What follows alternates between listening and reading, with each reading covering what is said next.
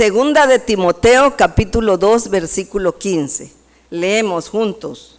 Procura con diligencia presentarte a Dios aprobado como obrero que no tiene de qué avergonzarse, que usa bien la palabra de verdad. Aleluya, amén. El tema se titula Llamados con un propósito. El apóstol Pablo escribe esta carta, esta segunda carta a Timoteo. Timoteo pastoreaba la iglesia de Éfeso. Cuando Pablo escribe esta carta se encuentra en la prisión de Roma, una prisión fría, inhóspita. Lucas estaba con él. Lucas era su amanuense en ese momento cuando se escribe esta carta. En otras ocasiones era Timoteo. Entonces, Pablo, en espera ya de su ejecución, porque así murió, ejecutado, decapitado, aprovecha el tiempo, usa el tiempo para escribir lo que es probablemente ya la última carta que nos sería dada para la iglesia cristiana. Carta que tenemos registrada por su parte, según los eruditos bíblicos, esta fue la última carta que escribió. Pero a pesar de las circunstancias funestas por las que atraviesa Pablo ahí en la prisión en Roma, aún allí su interés principal es escribir esta segunda epístola para que Timoteo cuidara del ministerio.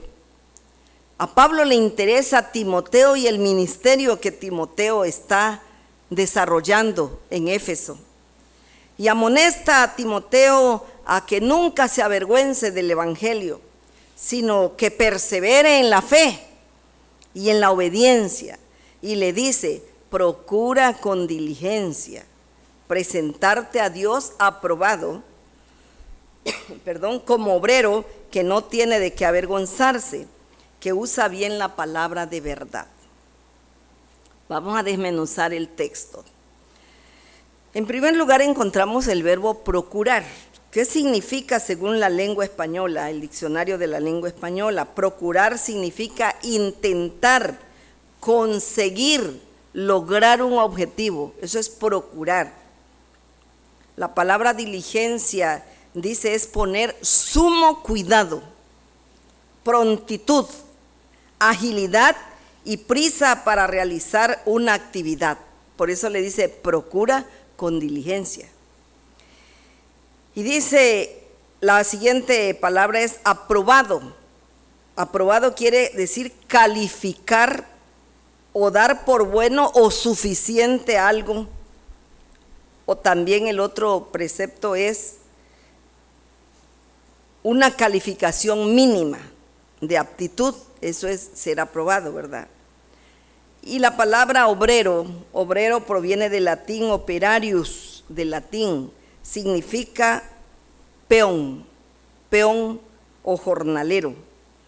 Obrero es un individuo que desarrolla una labor física a cambio de una remuneración.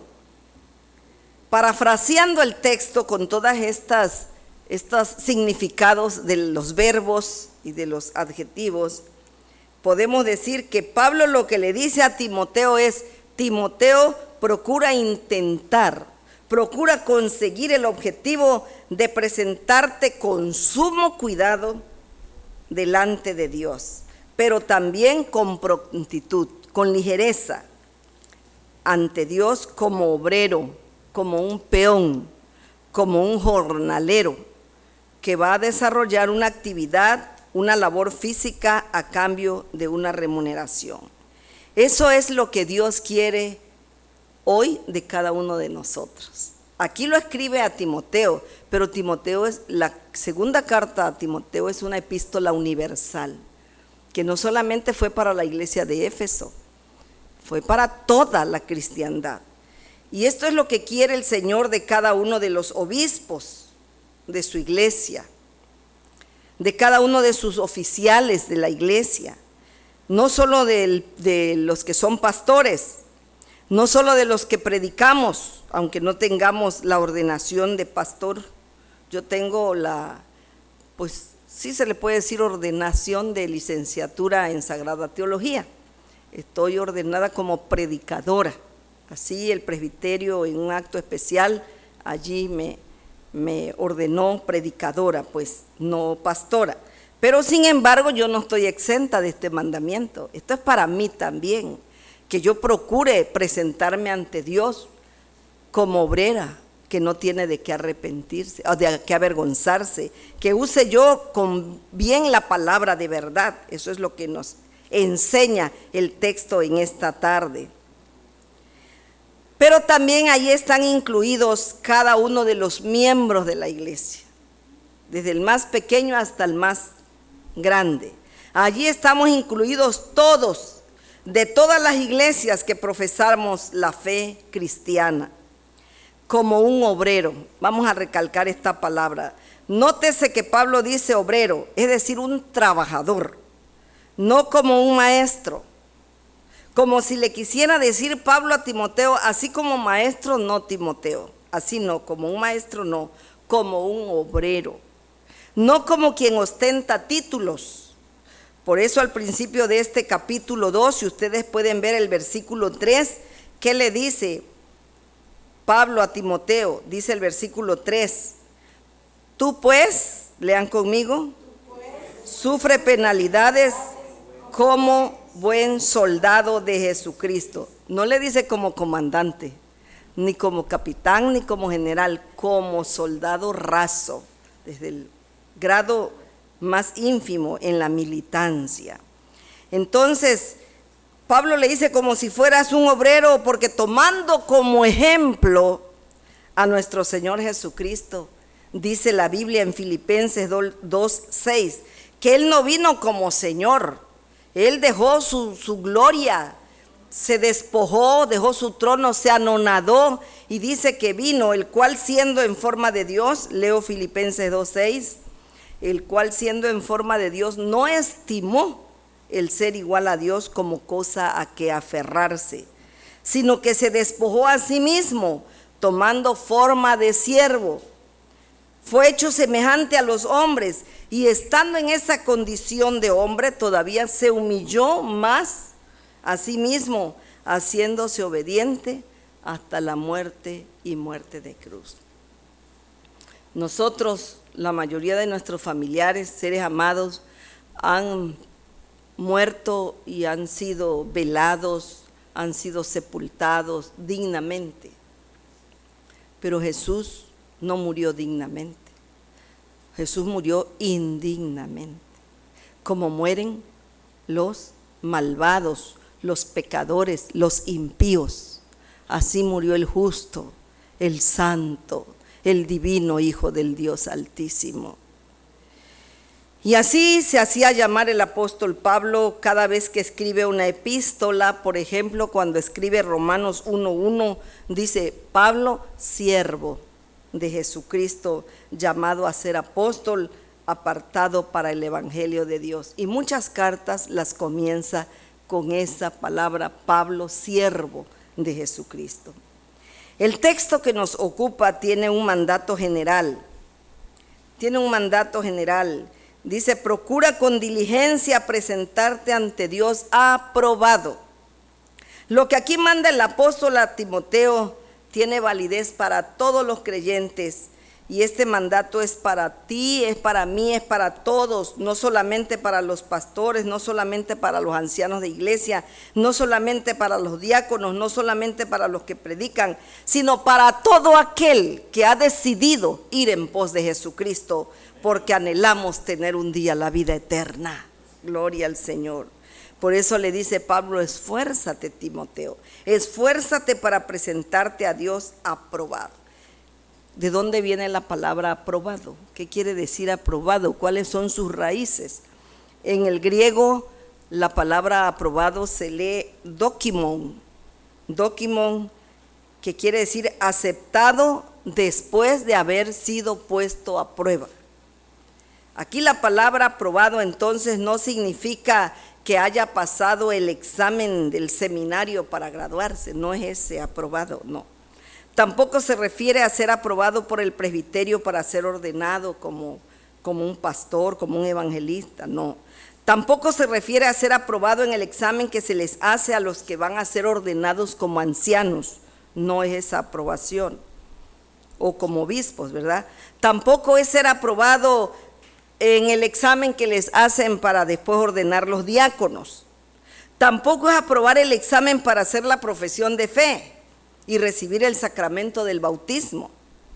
Es ser aprobado en el ejercicio del oficio que Dios mismo te delega para ser su siervo. Es ser aprobado después que el Señor te ha llamado para caminar en pos de Él. Es ser aprobado después que recibimos ese llamamiento de Dios. Aprobados es el proceso entre el llamamiento de Dios y la presentación que haremos ante el tribunal de Cristo. Es ser aprobado en ese proceso que nos llevará un día a la presencia del Padre Eterno. El pueblo de Israel recibió el llamado y recibió una promesa: salir de Egipto para llegar a la tierra prometida. Una tierra que fluye leche y miel, les decía Moisés. Pero Dios nunca les dijo que iban a vivir en el desierto por 40 años. Dios no les dijo que llegarían a esa tierra inmediatamente, después de haber salido de Egipto. Ellos recibirían la bendición al final del proceso por el que Dios los iba a pasar día y noche. Y me gustaría que buscáramos en Deuteronomio 8, del 11 al 16. Dice: cuídate de no olvidarte de Jehová tu Dios para cumplir sus mandamientos, sus decretos y sus estatutos que yo te ordeno hoy. No suceda que comas y te sacies y edifiques buenas casas en que habites, y tus vacas y tus ovejas se aumenten, y la plata y el oro se te multipliquen, y todo lo que tuvieres se aumente. Y se enorgullezca tu corazón, y te olvides de Jehová tu Dios, que te sacó de la tierra de Egipto, de casa de servidumbre, que te hizo caminar por un desierto grande y espantoso, lleno de serpientes ardientes y de escorpiones, y de sed donde no había agua, y Él te sacó agua de la roca del pedernal, que te sustentó con maná en el desierto, comida que tus padres no habían conocido, afligiéndote y probándote para a la postre hacerte bien. Cuando el Señor saca al pueblo de Israel, diseñó la prueba por la que iba a someterlos en el desierto, para que Israel fuera disciplinado. Por eso dice el versículo 15, para afligirte, para probarte, para saber qué había en tu corazón, que te hizo caminar por un desierto grande 40 años, espantoso, lleno de serpientes ardientes y escorpiones. Si nosotros nos damos cuenta, veremos que había un propósito de Dios para con el pueblo de Israel, pero a través de un sufrimiento grande, continuo, doloroso. El sufrimiento que ellos vivieron y ellos experimentaron en el desierto fue grande, hermanos. Pero Dios tenía que tratar con Israel antes de llevarlos a la tierra prometida. Dios tenía que moldear el carácter de ellos antes de llevarlos a esa bendición que les había prometido. Dios les había hablado de una tierra que fluye leche y miel. Les había prometido bendecirlos, prosperarlos, engrandecerlos. Dice un teólogo por allí que ellos podían haber llegado en 40 días a la tierra prometida, pero el carácter de ellos no estaba preparado para recibir esa bendición. Por eso fue necesario que duraran 40 años en el desierto para que Dios procesara sus vidas. Dios tenía que tratar con el carácter de ellos y luego sí llevarlos a donde Él los quería llevar. ¿Cómo era el pueblo de Israel? Era un pueblo duro de cerviz. Era un pueblo rebelde. Era un pueblo terco. Dios le decía para allá y ellos decían para acá. Dios le decía para allá y ellos decían para acá.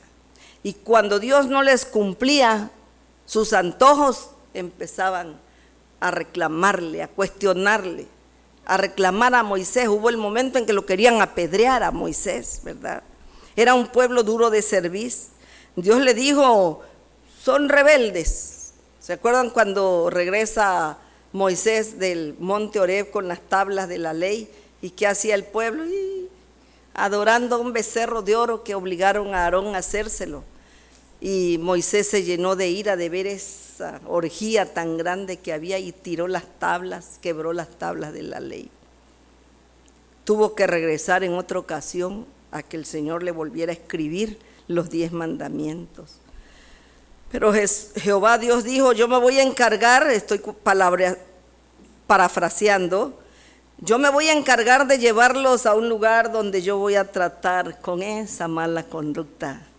Yo los voy a pasar por unas pruebas donde voy a modelar esa forma de ser, ese proceder que ustedes tienen, ese mal carácter, esa rebeldía, esa dureza de corazón que ustedes tienen, dijo Jehová, yo me encargaré de que ustedes entren en ese molde donde yo quiero que ustedes entren. Por eso fue la aflicción. El proceso fue el hambre, el proceso fue la sed. El proceso fue especial para ese pueblo que era tan rebelde, por lo tanto, Dios tuvo que tomar métodos que limaran esas asperezas, que pudieran aliviar esas situaciones que en ellos no eran buenas, que no agradaban a Dios, que no servían a los propósitos de Dios. Desde que Dios nos llamó a cada uno de nosotros hasta que lleguemos a la patria celestial, tenemos que pasar por un desierto, tenemos que pasar por pruebas, no porque Dios sea malo y se goce en el sufrimiento nuestro, es que somos rebeldes, somos duros de corazón, somos testarudos, y entonces el Señor nos ama tanto que quiere corregirnos como el padre corrige al niño. ¿Para qué? Para que el niño no sufra más adelante. Dios permite, amados hermanos, procesos difíciles en nuestras vidas para los que hemos decidido servirles, para hacernos reflexionar. A veces hay cosas que ustedes y yo no las entendemos. ¿Y qué hacemos? Lloramos. Y a veces decimos, ¿por qué? ¿Por qué? ¿Por qué? Como yo me he preguntado, y mi hermana, la abuela de Kevin, se ha preguntado por qué el niño, por qué con 10 años, por qué sufre tanto. Dice mi hermana que ya las últimas quimioterapias que le pasaron en este mes, el niño lloraba y decía, ya no quiero ir al hospital, papá, ya no quiero, me duele mucho, ya no quiero. Pero dice, entre todos le dijimos, lo convencimos y el niño fue. Y fue aparentemente un éxito porque los doctores le decían a Kevin, ¿y no te da ganas de devolver? No, decía el niño. ¿Y no te da calentura? Le preguntaban a la mamá, no. Y no esto y no el otro y no nada.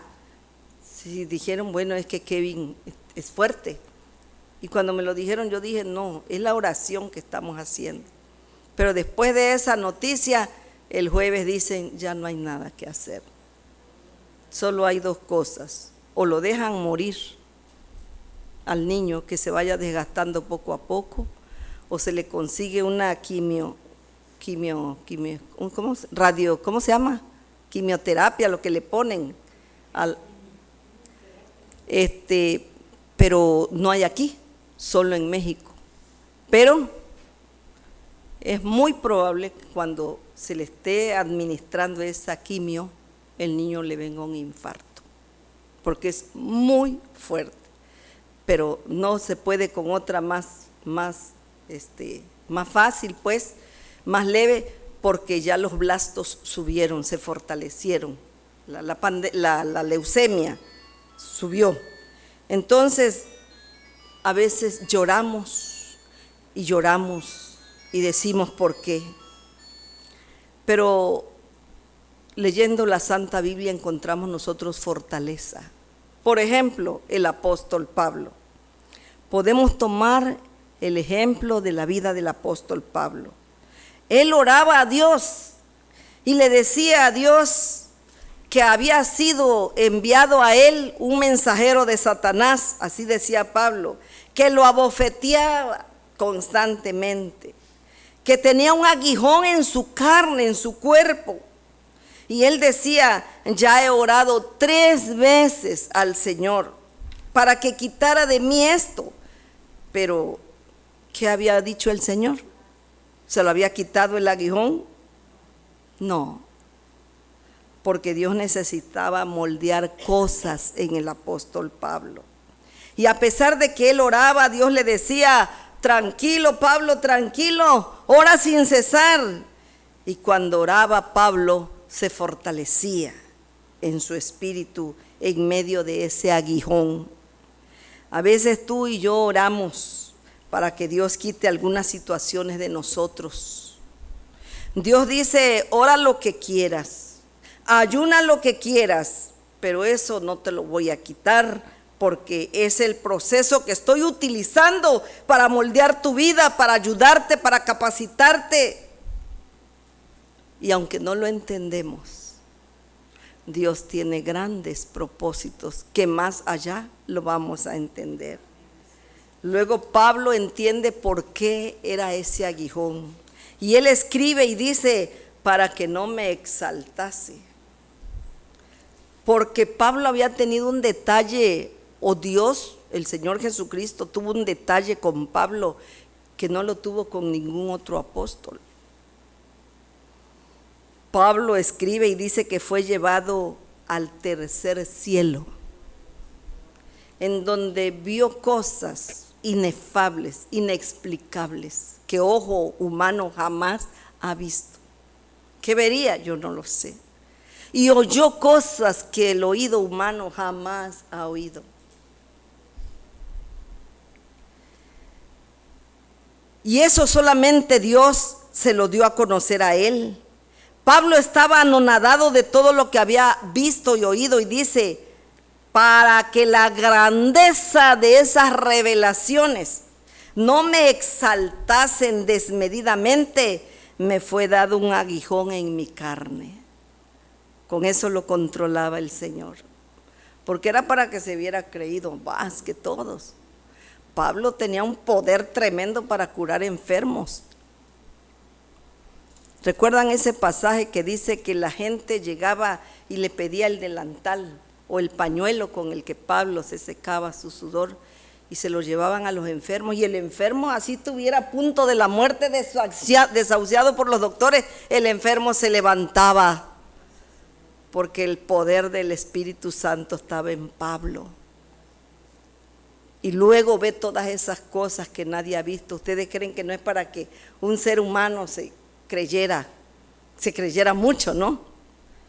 Pero dice, para que la grandeza de las revelaciones no me exaltasen desmedidamente, me fue dado un aguijón en mi carne, un mensajero de Satanás que me abofetee.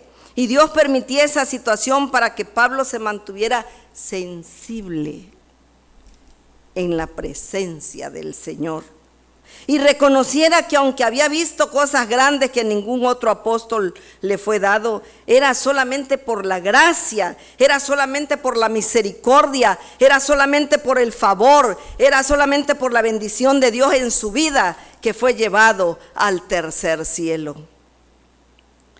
En la vida de Pablo, en medio de ese proceso, por doloroso que fuera, Dios siempre estaba ahí con él, como está contigo cuando pasas por tus tribulaciones, cuando pasas por esas pruebas, cuando pasas por esas aflicciones, cuando pasas por esas angustias. Ahí está Dios, como estaba con el pueblo de Israel, porque dice la Biblia que una columna de nube iba delante de ellos y una columna de fuego detrás de ellos. Cada vez que tenían que levantar las tiendas para proseguir su camino, ahí estaba la columna de nube y atrás la columna de fuego. la de nube para protegerlos del sol incandescente del desierto y la columna de fuego para darles calor en las noches frías en el desierto. Pero el ángel de Jehová estaba con ellos, como dice Éxodo capítulo 33, versículo 14, el que pueda que lo subraye para que cuando se sienta solo, atribulado, angustiado, desesperado, lea que ahí dice el Señor: mi presencia irá contigo y te daré descanso. Gloria al nombre poderoso de Jesús, porque son palabras verdaderas, promesas fieles para nuestras vidas. Éxodo 33, 14. Entonces, cada vez que llegaba un problema al pueblo de Israel, decían: hasta aquí llegamos. Decían: vamos a regresarnos a Egipto. Allá estaban las cebollas, los puerros, los ajos, la carne de ese ganado. Vamos hasta allá. O vamos a nombrar un líder que nos regrese. Pero esto no era para que el pueblo de Israel muriera. Esto no era para destruirlos en el desierto. No, Dios permitía esos dolorosos procesos. Pero cada vez que Dios permitía un proceso doloroso en ellos, ya tenía diseñada una salida para ese problema. Gloria al Señor. Estaba el problema, pero ya estaba la salida. Puede ser que ellos se daban cuenta del problema, pero no de la salida. Por eso se quejaban, por eso renegaban, por eso se quejaban contra Dios. Por eso decían: Dios nos sacó al desierto para que muramos. Nos sacó de Egipto con nuestros hijos para matarnos de sed. Nos sacó de Egipto para que nos muramos de hambre en el desierto. Pero no, amados hermanos, Dios no les estaba permitiendo ese proceso para que murieran en el desierto, sino lo que hacía era prepararlos para la bendición final, para que pudieran llegar a ese lugar donde el Señor los estaba esperando. Dios te dice en esta hora: el proceso por el que estás atravesando es para que seas probado. No es para que te mueras. Gloria al Señor, yo recibo esa palabra. Es para que Dios se glorifique en tu vida. Es para que Dios se glorifique en tu hogar. Es para que Dios se glorifique en tu familia. Es para que Dios cumpla los propósitos y planes que tiene contigo, con tu vida. Porque la vida individualmente de cada uno de nosotros le interesa a nuestro Dios. Siempre que estamos en momentos difíciles, creemos que ya es el final de la historia. Y hay gente que dice: con esta enfermedad sí ya me voy, esta me va a matar. Porque nos falta la fe, nos falta la confianza, nos falta la seguridad en Dios. Pero recordemos lo que Pablo le dice a Timoteo: tú pues sufre penalidades como buen soldado de Jesucristo. Tú no te vas a morir el día que tú digas. Tú te vas a morir el día que Dios ya lo tiene establecido. Y aunque tú no quieras, ese día te vas. Pero será cuando Dios diga. La hora y el minuto, el día del calendario, la fecha, el mes, el día de la semana ya estipulado. Así es, hermanos. Entonces no digamos nunca: hasta aquí llegué. Nunca digas: yo ya no soy capaz de seguir adelante. Hay casos en los que yo he oído a algunos pastores que han renunciado a la iglesia donde trabajan, porque dicen: yo ya no puedo seguir pastoreando este rebaño. El pueblo es muy duro, el pueblo es rebelde. Ahí es donde vienen divisiones de las iglesias. Cuando el pastor desiste y abandona al rebaño, ya cada quien agarra por su lado. Hay veces que es la esposa del pastor que dice: yo ya no te puedo apoyar más. A veces que es el anciano el que dice: pues yo creo que nada más este año ya. ¿Ah? El diácono dice: definitivamente no sirvo para esta labor, para este trabajo. Pero no es que no sirva o no sirvamos, ¿verdad? El problema es tan grande, el proceso es tan doloroso que creemos que hasta allí llegamos, que ahí se cerró la historia y que ese es el final del camino. Y mucha gente como cristiana dice: hasta aquí llegué. Tú pues procura presentarte a Dios como obrero aprobado, que no tiene por qué avergonzarse, sino que usa bien la palabra de verdad. Amados hermanos, Dios tuvo planes con José, el hijo de Jacob. Dios se reveló a José cuando éste era un jovencito y le mostró sueños. Y un día le platica a sus hermanos y les decía: tuve un sueño y miré que atábamos manojos en medio del campo. Y he aquí que mi manojo se levantaba y estaba derecho, y que vuestros manojos, le dice a los hermanos, estaban alrededor y se inclinaban ante mí. Sus manojos de ustedes se inclinaban ante mí, o ante el mío, mi manojo. Sus hermanos, que eran también intérpretes de sueños, le respondieron: ¿qué nos quiere decir? ¿Que reinarás tú sobre nosotros? ¿Que te enseñorearás de nosotros? Y dice la Biblia: y le aborrecieron más a causa de sus sueños y de sus palabras. Pero como Dios tenía un propósito en José, no terminó allí, y Dios le ratifica a José con otro sueño lo que él tenía, el propósito que tenía para con él. Y entonces fue y le contó a su padre y a sus hermanos y les dijo: he soñado otro sueño. He aquí el sol y la luna y 11 estrellas. Casi les dice el nombre de ellos, ¿no? 11 estrellas se inclinaron a mí. Y escuchando esto, su padre Jacob lo reprendió y le dijo: Josué, ¿qué sueño es este que soñaste? ¿Acaso vendremos yo y tu madre y tus hermanos a postrarnos en tierra delante de ti? No entendían. Sabían interpretar el sueño, pero no lo creían. José recibió revelaciones de Dios acerca de los propósitos que tenía para con su vida, y él sí los creyó. Pero lo que Dios no le dijo a José era que sus hermanos lo iban a romperle su túnica bonita que el papá le había dado y lo iban a meter en una cisterna. Lo que Dios no le dijo a José es que estando en esa cisterna iban a pasar unos madianitas mercaderes y que los hermanos lo iban a vender por 20 piezas de plata. Lo que Dios no le dijo a José era que al llegar a Egipto lo iba a comprar un hombre como esclavo llamado Potifar, y que tenía una mujer, ese Potifar, muy audaz, y que se iba a enamorar de él, y que a causa de ese problema José iba a ir a la cárcel por 3 años. Eso no se lo dijo el Señor. Sin embargo, vemos que al final José recibió la bendición y los sueños fueron hechos realidad. La gloria sea para el Señor. Cuando Dios llamó a Abraham, le dijo: te voy a bendecir, Abraham, y voy a hacer de ti una nación grande, nación poderosa, que será de bendición a todo el mundo. Pero no le dijo el proceso. Así como cuando Dios te llamó a ti y me llamó a mí, no nos dijo el proceso por el que íbamos a pasar. No le dijo todo lo que iba a suceder, y comenzó Dios por decirle, en primer lugar: salte de tu tierra y de tu parentela. Pero tampoco le dijo a dónde lo iba a llevar en ese momento, porque dice la Biblia: y salió Abraham sin saber a dónde iba. Dios le dijo a Abraham, le prometió: mira, Abraham, tu descendencia va a ser como la arena del mar, que no se puede contar. Y un día le dijo: sal de tu tienda y mira el cielo cómo está estrellado.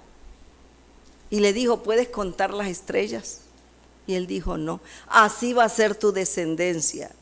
Pero lo que no le dijo es que esa descendencia iba a derivar de un solo hijo, y que no iba a nacer ni a los 20 ni a los 30 años de la promesa. A los 100 años casi de la edad de Abraham nació ese hijo de la promesa, Isaac, del cual vendría la descendencia. Lo que Dios no le dijo a Abraham es que ese hijo, cuando tuviera de buen tamañito, se lo iba a pedir en sacrificio. Qué dolor tan grande. esperar tanto un niño para que después el mismo padre lo tenga que atar y tenga que preparar el altar para quitarle la vida? Pero Dios estaba probando la fe de Abraham. Y Abraham creyó a Dios y le fue contado por justicia, y al final Abraham fue llamado amigo de Dios. Entonces, amados hermanos, termino ya con esto. Cuando Pablo entendió el proceso de Dios, dijo: no me voy a preocupar. Ahora por mis problemas no voy a sufrir. Ahora más bien en medio de mi problema voy a dar gloria a Dios. Voy a dar honra a Dios y voy a exaltar a Dios, porque cuando soy débil, entonces soy fuerte, dijo Pablo. Y eso es lo que Dios quiere hacer contigo en esta ocasión y conmigo. Llevarte a donde Él te quiere llevar. No nos gusta a veces el proceso, pero aquí no hay otra opción. Aceptemos el proceso de Dios en nuestras vidas.